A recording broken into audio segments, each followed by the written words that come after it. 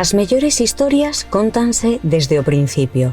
En esta historia, a do culto xacobeo, a lenda va traslatio sitúa en terras de Rois a residencia da Raíña Lupa, a quen os discípulos de Santiago pediron axuda para enterrar o mestre. Mais alá do mito, o certo é que dende a Idade Media milleiros de peregrinos e peregrinas de todo o mundo transitan os carreiros de Rois en dirección á tumba do apóstolo.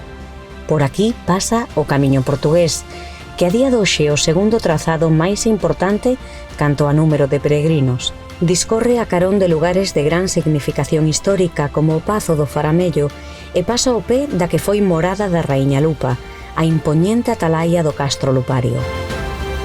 Santiago de Compostela dista uns 20 km de Rois, o que o converte no lugar idóneo para iniciar a última etapa da peregrinación. Tamén pasa por Rois outra ruta histórica, o Camiño de Santiago pola ría de Muros Noia.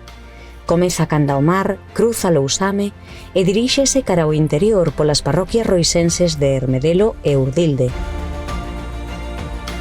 A necrópole vechando Codeso, o cruceiro de Ramón Lago no Martelo, castros, mámoas, estes e moitos máis son os elementos patrimoniais que figuran no exhaustivo traballo de investigación histórica que deu pé a delimitar o trazado.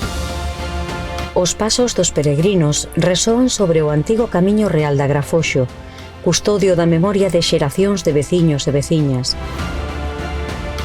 Atravesa terras fértiles e aldeas de arquitectura tradicional, exemplo dunha Galicia rural viva e que mira o futuro con ilusión. O balbordo do patio do Colexio do Pumar recíbenos a entrada do núcleo urbano da Calle en Urdilde, un estupendo lugar para finalizar etapa. Compre deterse en Urdilde e desfrutar da amabilidade e da hospitalidade das súas xentes, porque o camiño non é unha liña recta e hai que facelo devagar. O peregrino do século XXI atopa aquí todos os servizos que pode precisar, cunha oferta hostaleira e turística completa e variada que comprace a todo tipo de visitantes e que pon en valor a calidade da despensa e da gastronomía local. Sí, deses produtos con orixe, de quilómetro cero, con todo o sabor do mar e da terra.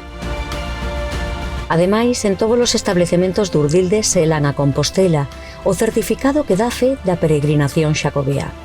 Isto é así desde que o Cabido da Catedral de Santiago lle deu á ruta o seu visto e prace en decembro de 2020. Sobran motivos para facer parada en Rois, visitar o cruceiro do campo da festa de Urdilde, a súa igrexa e casa reitoral, ou achegarse a Vilariño e ver un dos poucos cruceiros nos que se representa o desencravo de Cristo. E logo descansar, tomar folgos para encarar unha última etapa duns 20 km ata chegar ao destino final, a tumba do apóstolo Santiago, deixando atrás a casa de postas da Calle, que fora parada obrigada na viaxe a Compostela, seguindo as pegadas dos milleiros de peregrinos e peregrinas que desde o século XII andaron este camiño.